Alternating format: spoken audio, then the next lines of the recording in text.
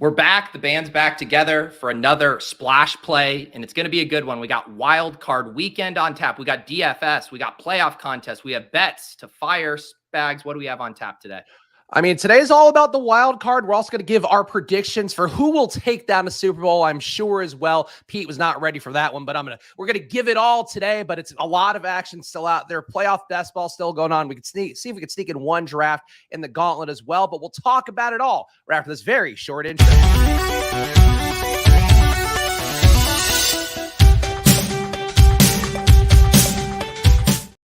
All right, Pete. So we're starting even before the YouTube time was up. So making up for all the late times that you and I have both had as over the course of time, schedule things on YouTube. But let's get right into it. Let's make people earn it right away. Start with a game by game. And first of all, any overall thoughts on this playoff slate? I know you're writing about it for the Fantasy Life newsletter. It was you this morning, right? Chastising the Chargers. Yeah, I just like that. The quote, I had just moved on from Brandon Staley being a donkey with this Mike Williams thing. And then he had to come out and have the quote about Mike Williams not practicing this week and saying it's not the reps that matter, it's the rest after playing him in a meaningless game. So, I mean, you could try to spin a justification for what he did. I can't. But then to have that quote and have zero self-awareness of just how the optics of that quote are going to look. I mean, this guy's a donkey. It's funny because it was one thing I saw in the Football Outsiders odds to make the Super Bowl and make the conference title and all of that. And the Chargers are basically even with the Ravens, with the Jags, with all these teams and all of that. But it feels like nobody's been more exposed overall this year as a fake sharp than Staley, with the not going for it on fourth downs, with the not resting guys, with the playing when the games didn't matter. And people were warning him about that. The announcers were saying it during the game.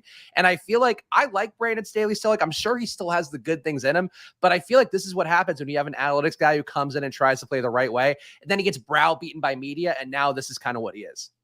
Yeah, exactly. It's tough because we see some of these guys get the fake sharp label. I mean, Cliff Kingsbury came into the league. We all thought he was going to be, the next great brain in the NFL. And lo and behold, he does not have a job anymore and will probably struggle to get a head coaching job for multiple years. He's kind of on the Josh McDaniels trajectory where you have to go slum it as an offensive coordinator, rehab your image, and then maybe a dipshit franchise like the Raiders will give you a second lease on life. He could have gone back to college, but I think it's too late for that now. So I think he probably tries to do TV. He probably tries to get whatever Sean Payton job is leaving behind, and he's going to go and get paid a lot of money. Because, you can say one thing about Cliff Kingsbury, that man will look good on TV. He might not have the best takes, might not be the best at that role, but I feel like that's kind of what he probably took a head coaching job just to get on TV. Yeah, I mean, it is hilarious too when I was writing about his firing to think his prevailing legacy or how he will be remembered will as a shitty coach, but then that photo of him from the draft war room in his posh Arizona house. That is the most iconic thing about Cliff Kingsbury at this point, which honestly kind of good for him that for being Nathaniel Hackett does not have a cool photo of him in a mid-century modern, house. He doesn't have that. It's just Nathaniel Hackett sucks. Cliff Kingsbury, you're at least he wears cool wingtip shoes. I feel like Nathaniel Hackett only has photos of him with hats with the ear flaps that come down. Yeah, just empty beer cans around him. Yeah, hunting, ice fishing, I think is where Hackett's photos are all taking place. But let's get into it here. Shout out to the chat as well. We got Sean, happy we're starting early. Dustin, new year, new you with the early start. Yeah, we got to make the most of the time here before Pete hits Sirius XM coming up in a little bit. We got the game-by-game ride or die picks back once again. And let's just get into it with Seattle. 16.3 implied points, Pete. San Francisco, 25.8 implied points. This one on paper looks like it could be a blowout, though the Niners line has closed a little bit throughout the week here, going closer towards Seattle. But 16.3 implied points is a tough one. So any overall thoughts, or you just want to give to your ride or die pick? For Seattle? Yeah, for either side, really. Just about this game. Let's do overall thoughts and then do picks. Yeah. So I think my favorite bet of the weekend is Seattle plus 10. That number just feels big for me. The entire market's overconfident. Obviously, San Francisco is the better team. Nobody's disputing that. But even earlier in the week, I said to Kendall on XM, it was when the Bengals were -7. I think this is when everyone thought at least Huntley would be playing at the very least. And the Seahawks were at plus 10. And I was like, this feels like it should be reversed. The Ravens with their defense feel slightly more live versus the Bengals. Slightly less live, and it should be the Seahawks at +7. Division rivals, they're fully healthy. You look at the Ravens, right? And they have basically, they're down to their skeleton crew here. And I just don't know why the market isn't giving Seattle more of a fighting chance here. So in these playoff contests too, Spags, I've been, when people are steaming up San Francisco up the board, like the idea of like further leveraging market overconfidence, like I've been ripping Seattle backstacks at the end of them because that's one way you can actually benefit in a big way. Like a Seattle upset is such a leverage swing in these contests. So I don't know. I think Seattle is more live than people are giving them credit to. And, people get really worried about this defense shutting down these skill position players. But I'm old enough to remember when Jarrett Stidham like dropped 30 on this team and took them to overtime. And you don't think Geno Smith can do that with DK Metcalf and Tyler Lockett? Like, I don't know. I'm not writing the Seahawks off. No, we've seen some weaknesses from the Niners recently. Like I think the game plan that Josh McDaniels had, giving Jarrett Stidham, the best game he's had as a pro, like that's the one that stands out the most to me as something like Seattle could theoretically do. But it is a 79.1% probability, according to our data that we have, it probably that the Niners win outright. So that's the top markets in the world saying that. So I think it's right to think the Niners should win. But I agree with your take. Like to me, the Seahawks should be drafted more in playoff best ball. The Jags, I think we're getting a little bit underdrafted where they're basically like a coin toss to beat the Chargers, and the Chargers go substantially ahead of where the Jags go. That doesn't make sense to me. And I think that's one of the things too that's kind of fits what we talked about all season long, is that football is not a binary sport. There's this range of outcomes for everything. Tom Brady can be bad for X amount of weeks, then win all the money for Pat Crane in week 17. Like that's sort of how this goes. And I think people treat this stuff like it's just, all the favorites are going to win and it's going to be a Chiefs-Eagles Super Bowl. And that's just not how that goes. So I'm with you on all those takes. That said, Pete, I think the Niners absolutely dust them here. So I don't know if you want to go in a different direction with your ride or die pick, but I think the Niners win easily. And I'll let you take the first ride or die pick off the board. No, I mean, I guess I'll just will you give me then ride or die? Will you give me, I think if I was as a betting man, I have already placed Seahawks plus 10. I do think the Niners win, but for ride or die, will you give me the classic 10 pointer on Seahawks money line? Yeah, I think it is actually enough of a spread to justify that one. So yeah, Seahawks winning outright is a 10 pointer. I will take then. Man, this is a tough because like all the things that you would pick for the Niners are sort of like very obvious. I think there's a thing with Eli Mitchell that people are a little bit too into him. I think Christian McCaffrey gets 5 times the points of Eli Mitchell. Is that a 10 pointer? Christian McCaffrey gets 5 times the DK points of Eli Mitchell. So I think that's relatively fair. Like if you put Eli Mitchell's base projection at 6 to 7 points, then that has Christian McCaffrey going slightly over his ceiling projection, which I think is the spirit of a 10 pointer. So I will do that because I do think I'm with you. I think the market is a little too frothy for Eli Mitchell because you can see what happens, right? People continue to correlate the most likely thing to happen. Oh, Niners by 10. That means Eli Mitchell plays the entire second half. Therefore, Eli Mitchell's going to have this blow-up game. Therefore, we need to draft him early as the backup running back, yada, yada. So I will give you that one. But for your point, if Christian McCaffrey hits that, it's probably a much closer game. Yeah, I think that's fair. I think they're not going to pull McCaffrey that fast. Like, I think you do want to just make sure you have the game safely away. But I'm with you on that point. Like, I think there are 2 things people are getting wrong about Eli Mitchell. One is what you're talking about, where it's like, oh, this game's going to be a blowout. They're going to be bringing Mitchell right away, and he's going to take all the work, and there won't be any Jordan Mason, won't be anybody else involved. So that's the one thing I think is kind of wrong. The second thing that I think is wrong too is that people look back to when McCaffrey first joined the team, and they're like, yeah, it was basically like an even split with McCaffrey and Mitchell. And it's like McCaffrey hadn't learned the playbook, and like there's just so many things McCaffrey can do in terms of the scheme, in terms of getting outside, being able to run routes that are like actual outside receiver routes Mitchell can't do. So I think it's going to be like an 80-20 snap share. And also like, it's got to be a really big blowout for McCaffrey to not be out there. So I think that's where I feel like there are just 2 things everybody's getting wrong when they really love Mitchell too much.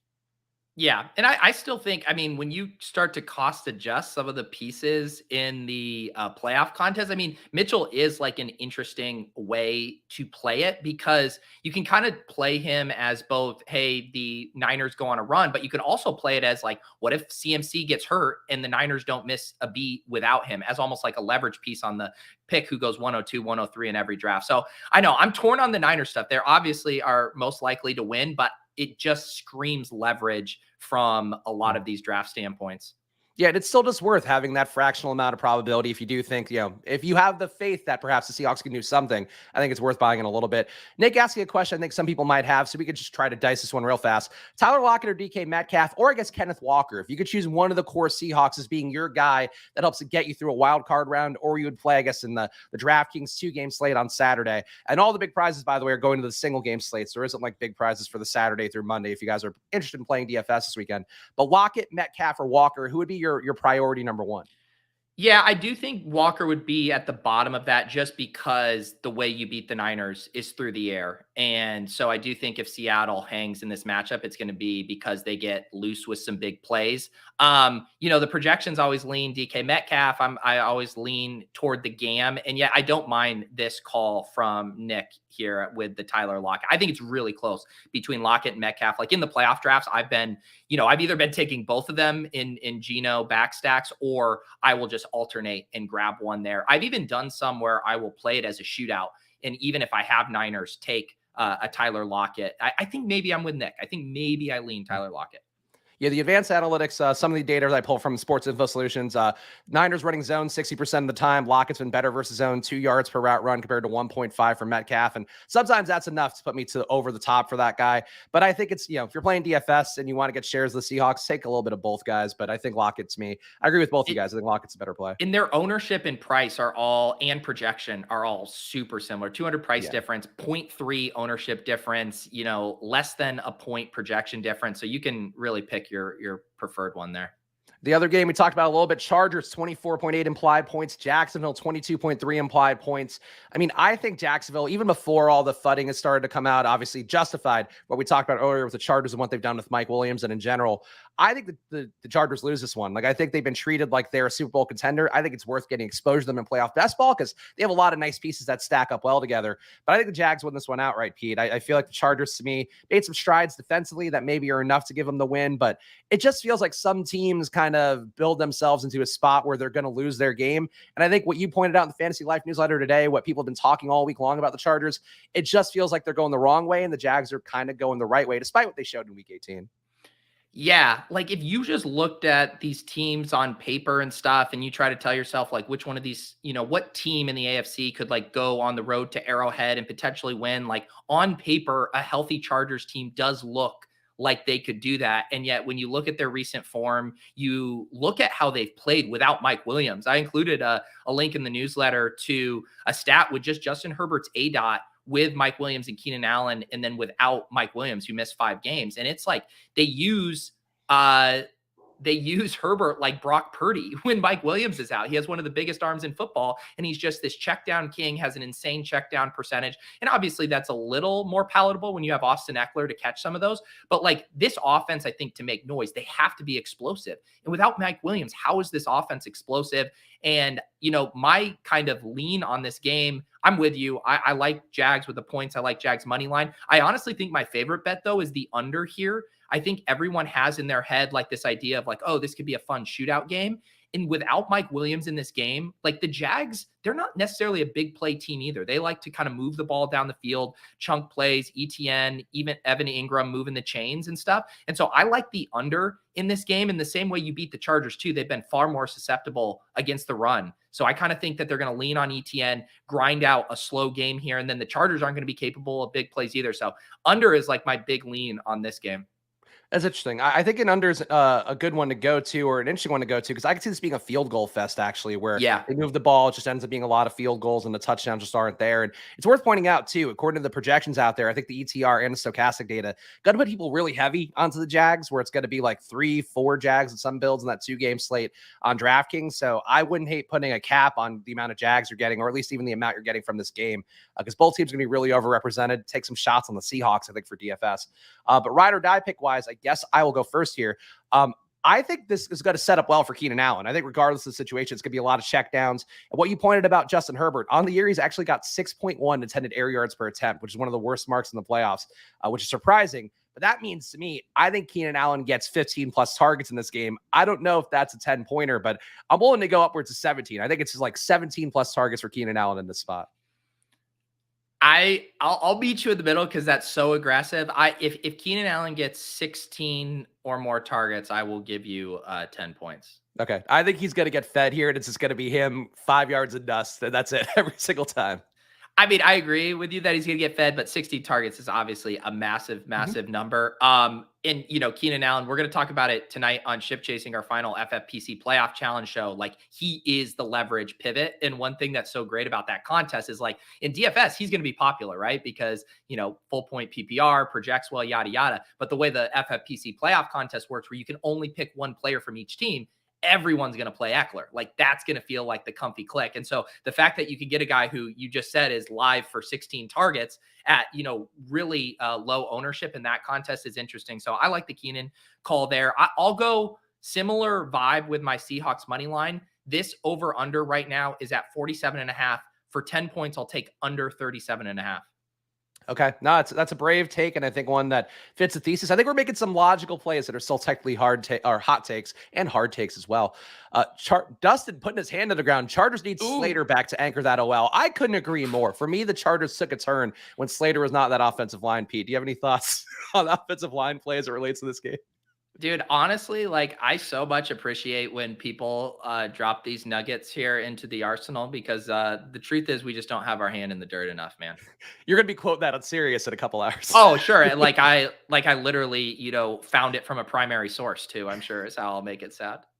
On to the Sunday games, and we appreciate the chats as well. We'll catch up with them in a second here, but want to try to hit the concert of the people watching after the fact. Miami, 15 implied points. Teddy going to be starting this one? I haven't actually seen the news on that.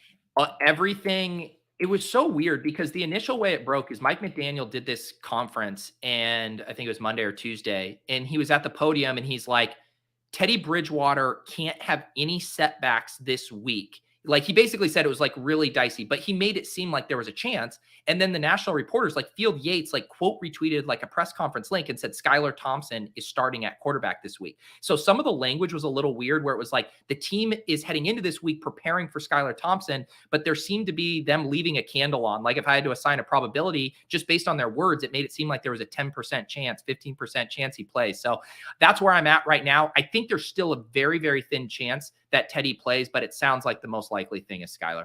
Do you think Mostert goes? Because I've seen some logic about him too, that like they're not going to. I think actually, John over on Badge Bros is talking about a little bit, like, the idea that they're not going to play Mostert in practice. He has a broken finger, so like you just put a cast on him game day and hope he can get through. I think he's a gamer enough to go, but it feels like if they think they can't win, maybe you don't put him out there.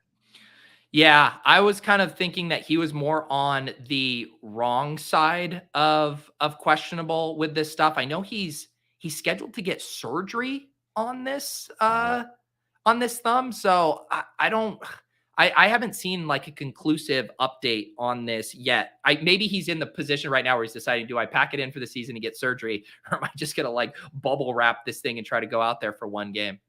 Yeah, it's a tough one because he has looked good. He's looked like the better pass catcher, even though Jeff Wilson, the guy, coming in with more of the rep. But Pete, we got 15 implied points, Miami, 28.5 for Buffalo. Pick a ride or die pick here. It feels like this is one. Can you talk yourself into going Dolphins with Skylar Thompson going against the vaunted Bills defense? Yeah, it's so hard to like. This is the reason I like the Seahawks, right? Because at least they have their core team. Like, when you look at the Ravens and the Dolphins potentially starting their third string quarterbacks on the road against really good teams, I can't paint myself a story where they get there. Specifically the Dolphins, they just seem so dead. That said, we love a little contrarian angle here. I think if there's one guy who can overcome this situation, it is Tyreek Hill. Like, Tyreek Hill popping off, even with Skylar Thompson, shouldn't be a surprise. Like, I'm sure Mike McDaniel is going to call up a game plan where he's feeding Tyreek Hill underneath. And if you account for what I assume will be a lot of garbage time, I feel like Tyreek Hill can soar over his projection. I see his projection at 16.3. So I'll take a 10-pointer on Reek over 26 points. Okay, I think that's a bold take. Certainly Tyreek Hill going to be people relying on him a lot in the playoff best ball formats to get through the wild card round. Pete, I'm going to dust off an oldie but goodie perhaps. How about top 5 scorers in this game are Buffalo Bills? I will give that to you. So how about this? I will give it to you. But it has to include obviously quarterback for Yes. Miami. Yeah, I will. So like purely by projection right now, it would go Alan Diggs, then Tyreek, then Gabe, then Skylar Thompson, then Jeff Wilson Jr. So I actually think like projections wise, it's a little closer, but obviously if you get the, Bills 30-5 game or whatever, you're going to run away with this, but I'll give you that one on this. Okay, yeah, I think the Bills run away with this one. I think the Bills, obviously, people were saying earlier in the chat that the Bills are one of the Super Bowl favorites, which I think is right there, maybe a little bit ahead of the Chiefs. But I agree. Like, I think the Bills are in a good spot. They now have the emotional stuff. Hamlin's in good condition. They were getting kick return touchdowns that nobody gets to in a game from Naheem Hines. It just feels like it's all running their way in the right way. And I think the public sentiment's going to get behind the Bills more this year too because of the Hamlin stuff. Everybody was so into that. I don't know if you think that matters, Pete, but no road games, like public national support. If this is not the Bills' year, I don't know when the Bills' year is going to be. Yeah, no, I mean, it's setting up nicely. I mean, the only like the biggest hiccup, right, is like this Bengals team, man. I just can't believe we are headed toward Bengals at Buffalo, a rematch of the game that was canceled. Obviously, the location changing, and like you read some of those articles about how the Bengals felt some of the fallout from that game being canceled. They weren't happy. Handled by, they were not happy. And I mean, you want to talk about a team coming in fired up into Buffalo. I mean, I think that's the one spot where Buffalo is going to have to fight for their life to get out of that game because the Bengals are going to be ready for that one. That's one of those things like you talking about that gave me goosebumps a little, where that feels like a heavyweight title fight, like the old days of like Mike Tyson, where like that's the big dogs. Like that's the one where, and there's going to be a lot of these games in every round. Like this might be a very loaded playoffs if the right teams advance. Do you know what's funny about that too is how like last year we all said the divisional round matchup between the Bills and the Chiefs should have been the Super Bowl. That was the Gabe Davis game where he went crazy, and then the Bengals went on to beat the Chiefs, right? And that it's almost flipped this year. Now it's the Bills Bengals game that is going to feel the weight. Obviously, Bills Chiefs at a neutral field potentially would be incredible, but as far as like emotional weight and narratives, like Bills Bengals is going to be epic. Bills Bengals going into Bills Chiefs going into whatever the Super Bowl is, if it's one of the top teams, like that is a loaded marquee like ratings bonanza for an NFL league that so desperately needs it. Obviously, they've been suffering so much. Yeah, I mean, I think if you're for fans, right? Like what I would like to see would be Bills Bengals, Bills Chiefs, Bills Eagles, right? Like that's the funnest outcome for games, I think. Yeah, I would agree. All right, this next game up, I have an interesting ride or die pick, but Giants, 22.5 implied points. Minnesota, 25.5 implied points. On DK, going to be high ownership for Saquon. It looks like he'll actually be the highest owned guy on the Sunday slate, according to Stochastic. Also high ownership going to Dalvin Cook, high ownership going to Justin Jefferson. Really a lot to these guys. Slayton, we have to talk briefly about Darius Slayton. Darius Slayton, to me, in playoff basketball, a guy that I love. I think he's the highest upside receiver in the team. Still like Hodgins, still like James, makes sense too. But Slayton has completely rejuvenated himself, and you have not been there a single week. No, it is. This whole thing with the Giants run out, like I've been on the wrong side of it. I mean, my bet with Pat, right? Where he took Slayton, I took Wan'Dale Robinson, and then of course Wan'Dale Robinson gets hurt, and then Slayton though is behind Richie James and Isaiah Hodgins for this stretch. Those guys were going off, and now I'm with you too. When I sit there, like, I mean, a lot of the Giants wide receivers aren't even getting drafted in some of these gauntlets, but when they do, it's Hodgins first, then James, and then Slayton. I mean, his draft percentage has to be extremely low. So I do like him still as a play, but man, I was actually going to go with Richie James as my ride or die. His market share right now is so good. He's playing really well. I'm going to just put my nuts on the table. 10-pointer Richie James outscores Justin Jefferson. Wow. Okay. So I was going to do Justin Jefferson goes for over 175 yards, but the Vikings still lose as like a little parlay to put together here. But now I want to take Darius Slayton, because if you are the Slayton whisperer, you are the man that was touting him for a year. I'm not the whisperer. I've gotten Slayton wrong literally my entire career. Okay. I think Darius Slayton outscores Justin Jefferson. Okay, handshake. Yeah, that's not going to happen in a million years, but I do think the Giants win this one. Like, I think the Vikings, to me, like, there's now enough advanced analytics, and our Football Outsiders guys have been down on the Vikings all year long, but they basically think the Vikings have an under 1% chance to make the Super Bowl, and everybody loves the Vikings, and I've talked myself into, like, oh, if they get into shootouts, yeah, they can make it, but, like, is it possible we've just overvalued them all year long because we got kind of sleight of handed by Justin Jefferson and maybe a little bit of historical love for Dalvin Cook?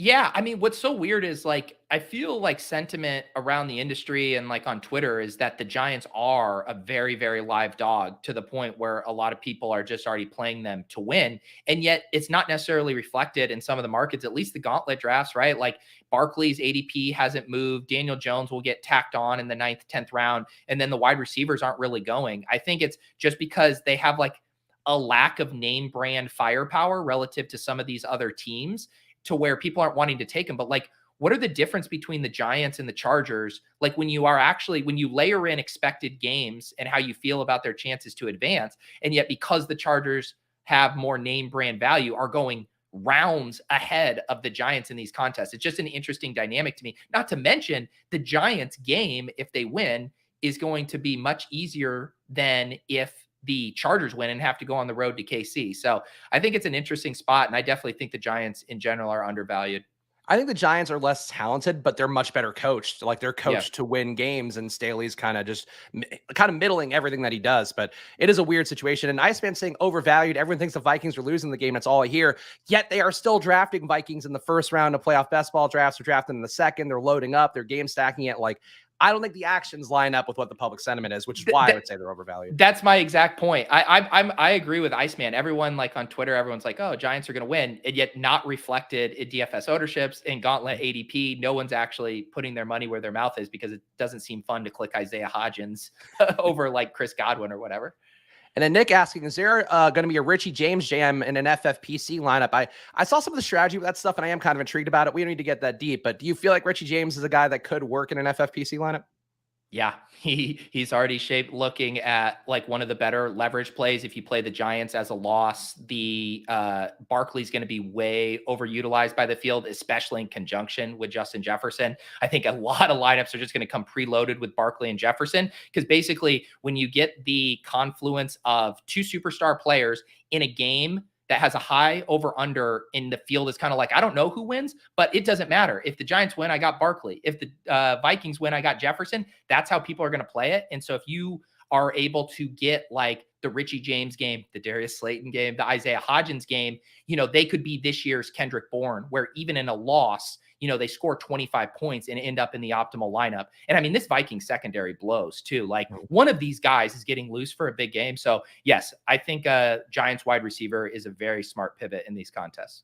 Also, Paul saying Paul should void your Wandale versus Darius Slayton bet. You already paid that out because Pat actually made $2 million and 100 from you this week, right? He didn't even try to protest it or say, hey, don't worry about it. So this guy's still stuffing his fucking coffers over there. That greedy pig, Pat Carade over at NBC. How dare he?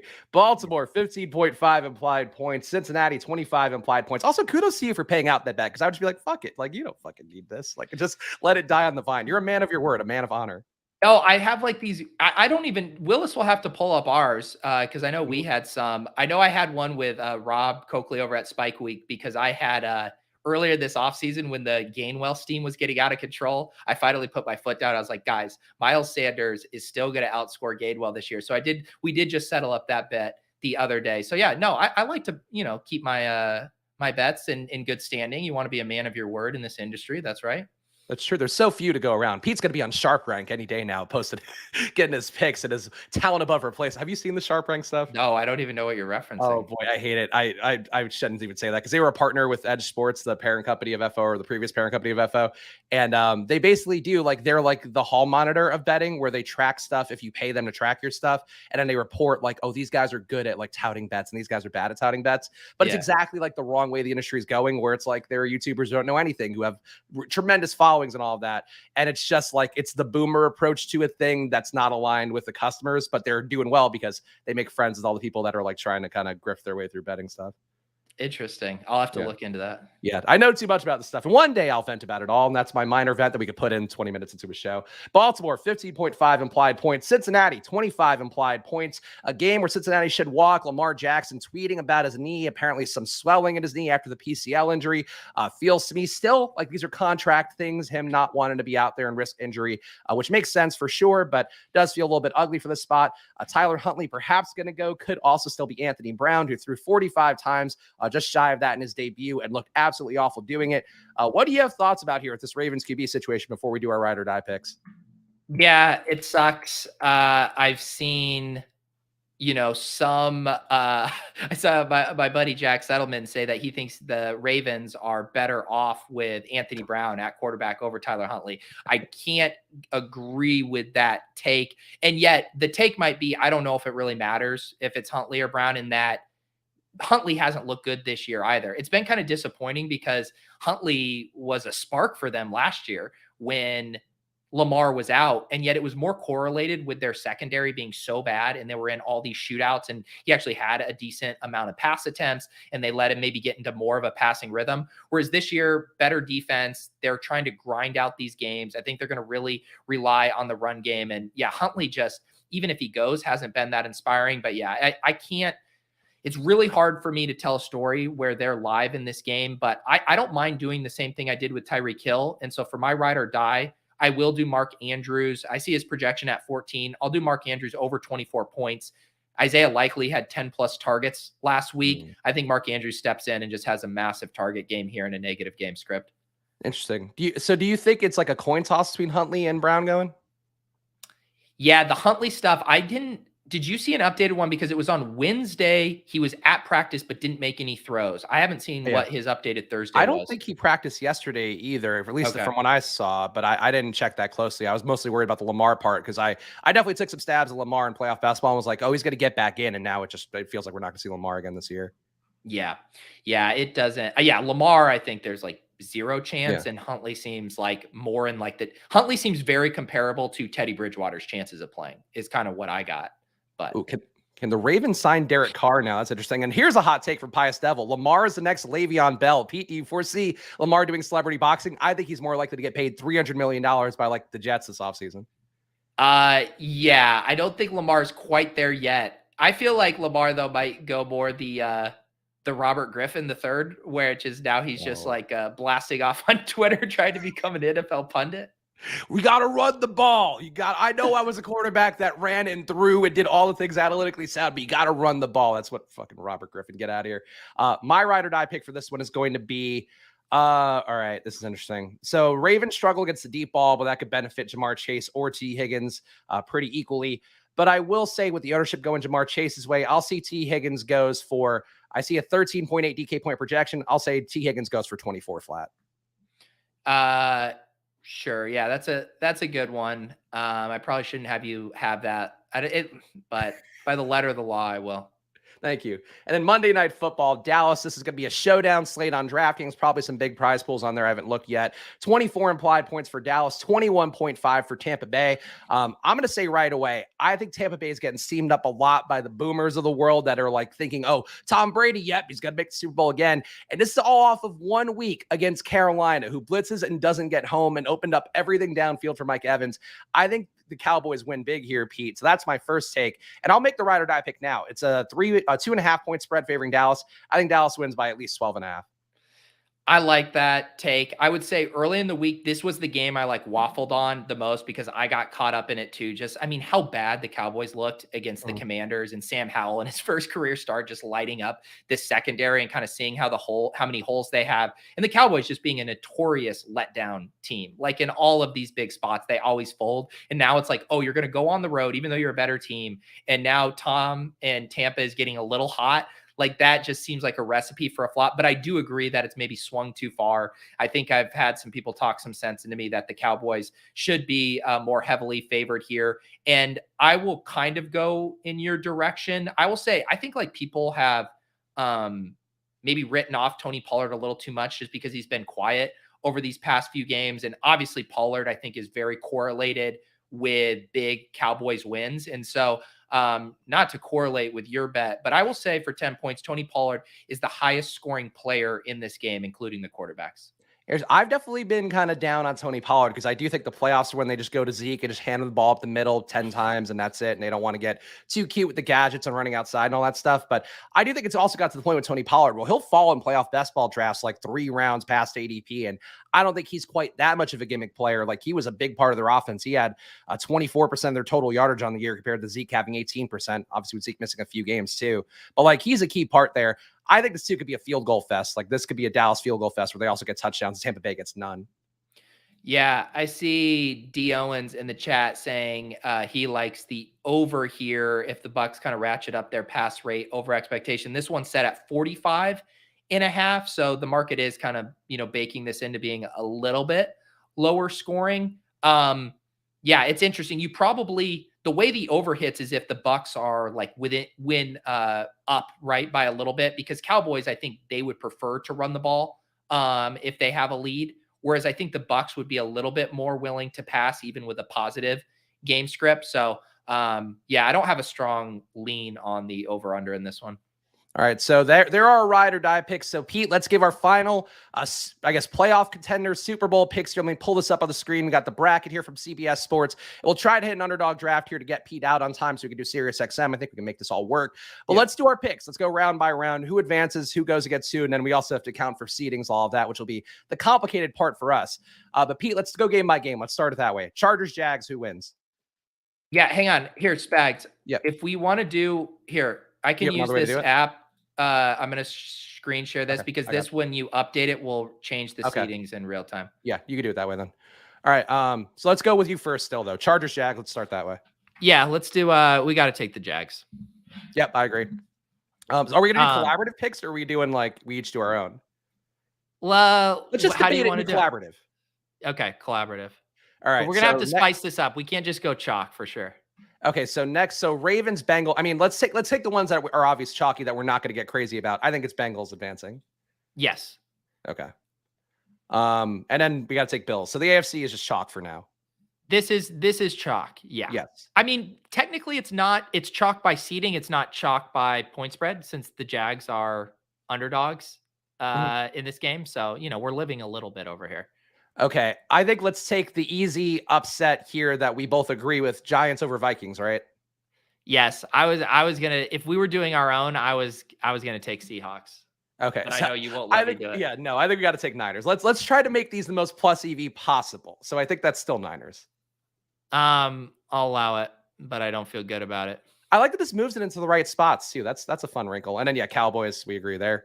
Okay, so now's the next round. I'll let you take lead here. Which game do you want to go first? So you can get weird if you want. I feel like Bengals over Bills would be getting weird. Yeah, man. I just so here I'll rank the order of me willing to get weird in these scenarios. So the number one that I'm on board with is there's something inside me. I don't have any analytics to back this up. It's just a gut feel. I feel like the Eagles are one and done. That is just my thing. And I also think the Giants are one of the most undervalued teams. Daboll's gotten so much out of them this year. So for my gut, it would be Giants upsetting the Eagles, Cowboys upsetting the Niners, Bengals upsetting Eagles. Okay, interesting. And then I like this Jags team, but I can't picture them upsetting the Chiefs at Arrowhead. If I had to pick a bye week team that loses, I think it's the Chiefs. I think they've been a little bit overvalued all year long. I know Mahomes can throw himself in any game, but boy, they've gotten themselves into some sticky spots time and time again. So I'm okay taking the Eagles to lose to the Giants, but I would take, I would take the Jags over Chiefs. But now if we're going to do Giants, we don't have to. I guess we can. We can. Let's get two upsets. Let's get this fun. If we're going to be very chalky through one, I mean, we gotta have some fun here. Okay. All right. So you're going to go Bills because I like the Bengals. I have the most Bengals exposure in playoff baseball, I think, especially in the first gauntlet. And that's a fun conference title game, I think. Yeah. I mean, I don't think the ratings people would be too excited about it, but the fantasy people, I think, would enjoy it. And then I think we get to a chalk Bengals-Niners Super Bowl, or a chalky Bengals-Niners Super Bowl. Yeah. Yeah. The storybook comes to an end there for the Giants and the Jags on the road against really good teams. Sorry, Willis. The Moors are paying Pete for positive social sentiment. Yeah, are you getting a paycheck from Big Wellington Mara? Dude, I'm getting paychecks from everyone except Pat Kerrane. I'll tell you that much. All right, who's the champion? I think, man, could Brock Purdy win a Super Bowl? Like, is this actually like a real thing that could happen? No, not in this world. I just put Bengals in. Okay. I agree. I think the Bengals, to me, like they now have a bit of a, a chip on their shoulder because of the Bills stuff. There's a lot of logic to pick the Bengals to win it all. And I think they have a lot of ways they could beat any of these teams. And that defense has been pretty good. The Bengals are my favorite team to win a Super Bowl. I think the What's interesting about the Niners is I do think they will be like the best team in like all three of their NFC matchups. And yet, across that span, and obviously including the Super Bowl too, it just seems like Brock Purdy's going to have one meltdown game. He's going to have the Jimmy Garoppolo, couple pick sixes. Holy cow, the lights are bright. I was Mr. Irrelevant. And it will be, can the Niners defense and the rest of their offensive firepower keep them alive in that spot? Like, I know the Brock Purdy meltdown game is coming. The media's disillusionment with Brock Purdy will happen at some point. I just don't know when it'll be. I think it's funnier to imagine, as you know, we have both been Trey Lance guys. Obviously, a lot of the people that we do shows with and do content with who are just in the space have been Trey Lance guys. It would be very funny if Brock Purdy wins the Super Bowl and it's like, well, what are we going to do with Trey Lance? Like, we can't get him back. He can't start next year if they have Brock Purdy. Dude, that would be, man, talking about a national talking point all next year. Brock Purdy versus Trey Lance. God damn it. And here's a good galaxy brain from Jason here. Hurts gets hurt. The man with the mustache wins Super Bowl. Hurts for the Colts. Based on what Gardner Minshew did against New Orleans, I don't think that's even the realm of possibility anymore.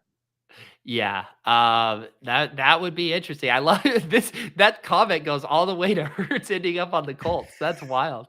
Yeah, give us some galaxy brain thoughts on the playoffs in the chat. I'm also going to queue up a draft for us in the Gauntlet, Pete, so we can do that before we jump off, because I'm curious to hear your thoughts on the playoff best ball world. So if you guys want to get in with me, you can, of course, use that promo code SPLASH, double your deposit up to $100 on there. Great way to get in the mix. There is no more mittens left. It is now Gauntlet season only. We just filled this tournament.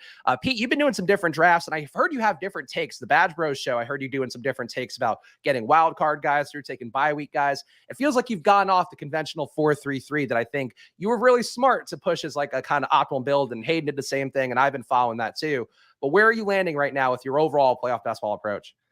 I would say I'm mixing the stuff up. I did a ton of 4-3-3s in the first gauntlet, where there was a ton of teams that were like undervalued now, whereas now stuff can get blown up. You know, I've been sharing stuff with the like Brock Purdy absurdity and some of these teams that it used to be so easy to onslaught the Niners or the Bengals, and now it's just not possible because they're so trendy. You know, I did do like a classic 4-3-3 yesterday. I did a Jalen Hurts, Devonta Smith, Dallas Goedert with 3 Cincy, Chase, Boyd, and Mixon, and then 4 Jacksonville. So like I'll still mix in some of these like very straight and narrow, but you know, my thought like with the edge, like now that the ADPs are just hyper efficient relative to the market odds, you know, like I haven't been taking as many Chargers because I got all of my Charger exposure in the first gauntlet. And what I've actually been doing is more willing to take like a random one-off.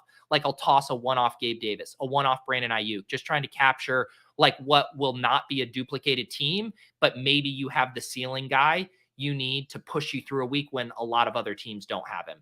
How do you feel about a 4-2-2-2? Because I've been playing like with that that a little. Yeah, I like that. I've done 4-2-2-2s for sure. Yeah, it's nice. I feel like sometimes getting Chase and Diggs early and then building an NFC team as your core team that's going to make the Super Bowl, I think is pretty good. There's some unique things that I think are not being done that much. We're on the clock here with the 4 pick. We have the bye week QBs. We have Chase and Diggs. I think we can get one of Chase, Diggs, Kelsey potentially here. We'll see. But how do you feel about taking Chase here? I normally take Mahomes here, but I'm good with whatever. I think we Mahomes, can take Mahomes and play the gamble that we get Kelsey back. So it's not even that much of a gamble. I would say you get Kelsey around 60% of the time, especially from the 4 spot, because normally Mahomes goes at 3, which means you need him to slide 1 extra spot. Chiefs are also one of the easiest teams to backstack. Like after Kelsey, you can get McKinnon in the 3rd if you want. Juju's always there in the 5th or 6th. Kadarius Toney's always there in the 7th, 8th. You can still get, you know, MBS and Hardman for free. Pacheco slides in every draft. So the market not being a little heavier on the Chiefs is kind of interesting to me, and I've been leaning into it. Okay. I think it's interesting too. Like we've seen on some of the streams I did this week, McKinnon falls, Pacheco goes undrafted, Juju falls a lot.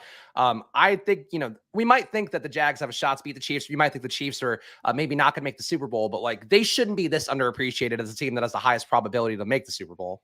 Yeah, that's my thought here. And so this guy, like, I don't like doing like, I don't think Diggs Kelsey is bad. Like they would face each other in the AFC Championship. But when you have on the board, like I personally would rather go Diggs, AJ Brown, Diggs Jefferson, and try to play the 2 studs. But here now, I don't mind. Like if you do want to do the chase, I think generally I pick an NFC guy. I normally go Jefferson over Chase in this specific build, but I don't think Chase is bad. I mean, it's a nice fall for Chase, and I don't want to reward the Burrow guy after Paper Bully fucked us. So I'm going to take This Jamar is where Chase. you get a peek into our heads because I'm never thinking about screwing someone else over in a chat, but that's where Spags is at right now. Well, so like I did it yesterday on the stream where I drafted 2 QBs early in the first 2 rounds just to be like, I just want to be that guy in one room for once. And poor short gamers in there with me. A couple of the guys are in there. And I'm like, sorry, guys, it just had to be done for once. But I've seen the Burrow Hurts thing now at least 5 times where somebody takes them on the turn. And, it's possible that could win it all. Like that's not out of the realm of possibility if you get, at least 3 good parts along with those guys or 2 good parts. So when I get a build like this where I have a bye week QB and then another alpha from the same conference, sometimes what I'll do is look to set up a 3-3-2-2 where I could actually be live for 4 Super Bowl matchups. So where we have a quarterback from our second quarterbacks from the NFC with a 3, and then we get one more Bengal, we would have 2 more Chiefs. And then you basically and then we'd have a secondary 2 stack in the NFC, just something to kind of consider how to handle this. I'm taking Jefferson here. I mean, I wanted to take Jefferson back before. So the fact that he falls here, did we have a Dak Prescott pick? Did we? Wow. Oh yeah, we did. Wow. He went 14. That's rare. Yeah. Yeah. This guy was afraid of getting scooped on him, I think. I'll just take Jefferson. Jefferson. So Jefferson is an absolute smash for us here. Yeah, wow. Okay. Yeah, Dak is one of those guys where you can get him for so cheap. That's one of the things where it's like people shouldn't be this down on the Cowboys. But like Dak is very live to make at least 3 rounds, if not actually make the Super Bowl. So now if we're thinking about our secondary QB options, obviously Burrow's not in play. We could consider we don't want to do we won't be doing anything with the Giants because we took Jefferson. So Kirk Cousins is in play for us as our second quarterback. I would prefer to play our second quarterback on the NFC just to maybe set up the 4 Super Bowl matchups potentially, but we can see how this slides here. How about this one? Joe Mixon still? See, I think we can take Mixon or Dalvin Cook here. I think that Jason makes a good point here about taking Drew Lock here if Geno gets hurt. And what if Drew Lock's the player you need at the end of it all? Maybe you could take Seattle. Get out of here. Get out of here. So actually, man, we have lots of options here. No, I say we do McKinnon. Yeah. Oh, McKinnon gone. So it's fine. You can still back stack. Did Mixon go? Mixon went. I think we need to take Dalvin then. I agree. Okay. Let's do Dalvin. Dalvin perhaps playing for a contract next year. He's one of those guys that Hayden wrote up of Underdog had a really good preview about the 32 teams and what they might do this offseason. And he thinks Dalvin Cook might get cut. And I've seen that now from a couple different articles, which is interesting. So this could be like the Vikings run Cook into the ground and then say, okay, we're on to somebody else now. And that could be how this goes. But Cook is a great running back to get in the 4th round. Yeah. I think what would be ideal with this build would be we find a way to get Pacheco and then 1 Chiefs pass catcher. We get Kirk Cousins, and then we have 1 more Bengal. So we're live for a Minnesota-Cincinnati Super Bowl. And then we pick 2 stud players on an NFC team, like maybe a Godwin, Evans, something like that. And so then we're also live for Chiefs Bucks Super Bowl because we would have a 3 and a 2 would be kind of how I'd start to think about setting this up. The tough part is I don't know that we're going to get Bucks. And I mean, if we wanted Juju as our chief, we're not going to get both of those, I don't think, because somebody's going to take Godwin pretty fast. Yeah, I don't know if I've just like galbrating too much, but I honestly don't mind having Tony over Juju. Like if I am having to set something up.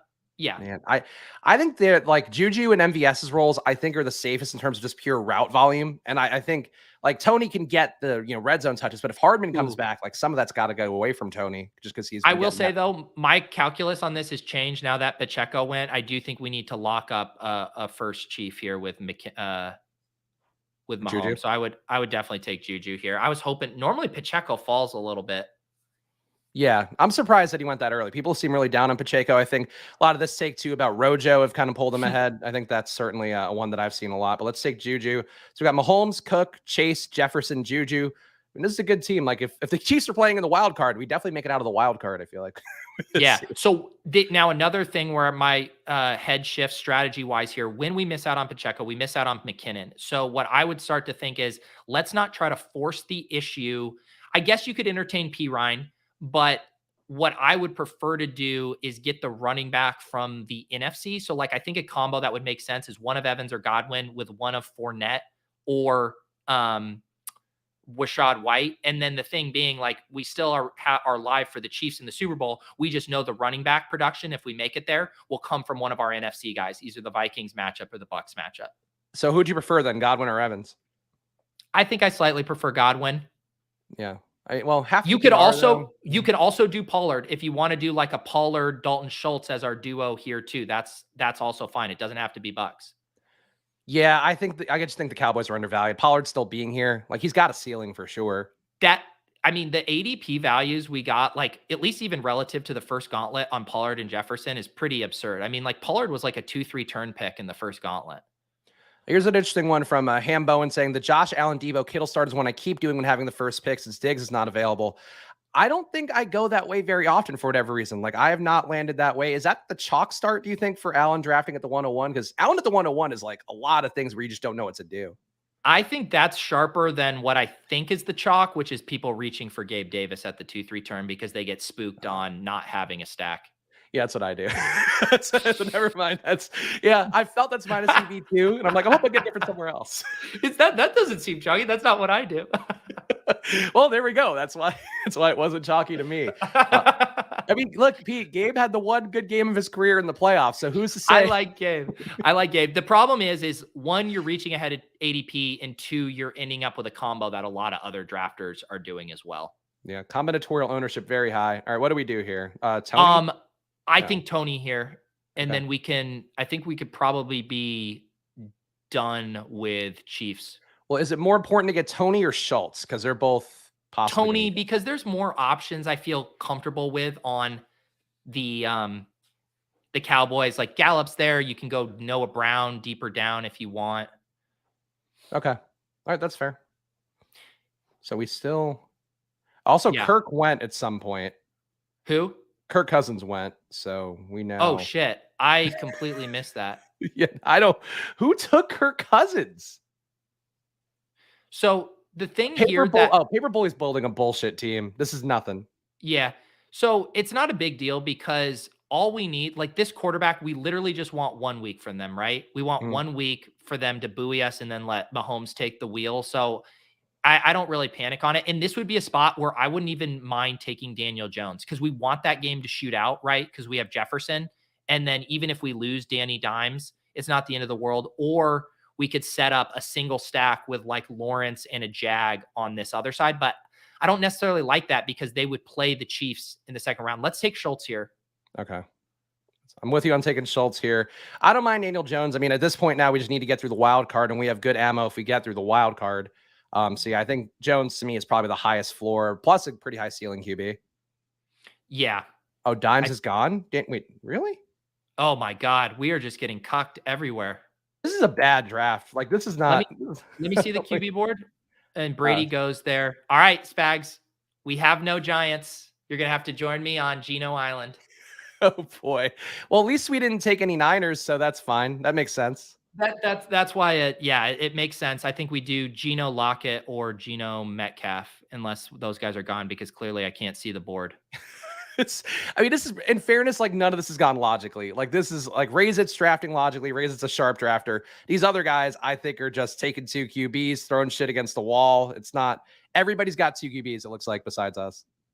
Yeah, I don't know. It doesn't tilt me that much. Our team's still going to be logical. And, we're not live for the 4 Super Bowls if it would have broke exactly how I wanted with the 3-3-2-2. But I love that I'm able that you're forced into taking Geno here. So wait, we do have Trevor Lawrence still. So we could go Lawrence, Ingram, or Lawrence, Zay. You're losing the quarterback, though, in round 2, because if the Jags win, they're going to play the Chiefs. All right. God damn it. I mean, I've taken a few Geno shares here. I usually like the full Seattle stack if I'm getting there, but Geno it is. I probably would have had you take Metcalf or Lockett first, but considering people cucking us on QBs, maybe it was smart to just lock it up. Somebody might want a third at this point with how this has been going. Actually, the other thing, we can take Metcalf, because I was going to say if we get a Seahawks-Chiefs Super Bowl, don't laugh. We would not have a running back. So that would be a point for taking Walker, but I don't know if we need to force that Super Bowl matchup. We're basically going to be more hopeful for Chiefs versus one of our other two NFC teams. I think we like Lockett more, right? Yeah. I was also going to say, like, the more I talk it through, I'd say we take Lockett here. I think you could also make a case for taking a guy like KJ Osborne. So you're still live for the Chiefs Vikings, but I think we are still live for Chiefs Vikings because we have the 5 there. Let's do Lockett. All right, let's do it. Tyler Lockett it is. Boy, Paper Bully, again, a reminder that red badges are not always the smartest. Herbert, Cousins, Lamar. I don't know what that has to be an auto draft. Lamar's not playing. Yeah, I would think so. I mean, maybe he thinks he's going to get back out there. He was encouraged by the tweet that nobody else was encouraged by. So go back to our team. I want to look at this now that it's done. Mahomes, Geno, Dalvin Cook, Tony Pollard, Chase, Jefferson, Juju, Tony, Schultz, Lockett. And so this is one of the nice ways about, some of these spots you can get in with the bye week teams where you just don't have enough ammo. I think only going 3 here, I think we have plenty of ammo, right? Pollard, Dalvin will definitely give us a usable running back score. We have 2 guys capable of putting up, 25 points in Chase and Jefferson, and then we just basically need one other game from a Schultz or a Lockett. Obviously, what we need is like Geno to show up and give us like 18 points. And then we can sneak through there. So this is like a very logical build, I think, for us here. The only thing that would suck is if we made it to a Seahawks Chiefs Super Bowl and didn't have a running back. KC and some bullshit. That sums up a team pretty well. I love how tilted you are by the Seahawks. I'm so glad that God pushed I'm mostly mad direction. about that guy drafting completely stupidly. Even if it's an auto draft, like, boy, that was not a good auto draft. That was just like a room killer to me. But I get your logic. You could still makes you get contrarian and all that stuff. Here's my thing on that. Like, how when we talk about week 17 correlation in season-long best ball as a way to get you to natural diversification, right? Where you like take the same players otherwise, but you're like, no, I'll actually correlate this with that other pick and I'll get on a guy I wouldn't otherwise take. I think about it the same way when I get sniped in these drafts, where it's like, yes, I have the way I would ideally like to draft these, but you get pushed toward some natural diversification when people snipe you. Like, you were never taking a Geno Lockett stack there in your perfect world. No. But if it hits, we'll be 200,000ers together. That's true. We are officially splitting this $200,000 now. It's in the air. Pete, of course, people could follow you at Peter Overzet. They could follow me at Chris Spags. They could follow this show at Splash Play Pod. But you got a lot of content coming up. You got something with Davis this afternoon. So tell people what's coming up for the Peter Overzet Enterprise. Yeah. Lots of shows today. Hopefully my wife and my baby child don't get too pissed at me. Going to do Sirius from 11 to 1. Going to do kind of a hodgepodge show with Davis and Easy, who's in the chat here. One of the members of the Deposit Kingdom. Very sharp dude. So we're going to, talk about the DFS slate. I think we might rip a big mitten draft as well. Maybe talk some bets. So, just a little DGen afternoon show. And then tonight, we are doing our final FFPC playoff coverage show over on Ship Chasing, and we have Leone and Dink joining us. We've been in the weeds on that contest, and we'll, have some beverages, build some final teams, talk through kind of final thoughts there. So all the content you could ever want today. Yeah, if you're tilting those underdog drafts, I think the FFPC playoff challenge is pretty interesting. I think Justin Freeman did a pretty interesting little thread about that as well that I saw on Twitter, so check that out too. But definitely check out Ship Chasing later on. Check out all Pete's content. I'll be on Stochastic Sunday morning. And of course, subscribe to this channel. Hit the like button and comment. Flagship shows with Pete every Friday. I'm grinding the other 4 days a week doing playoff best ball. We'll figure out what fun we're going to have next week. Oh, God, might have to actually place some bets next week. We'll find out here. Follow me at Chris Spags. Follow Pete at Peter Overzet. Follow at Splash Play Pod. We'll see you guys again very soon. Good luck, and please enjoy the rest of your days and weekends. Bye.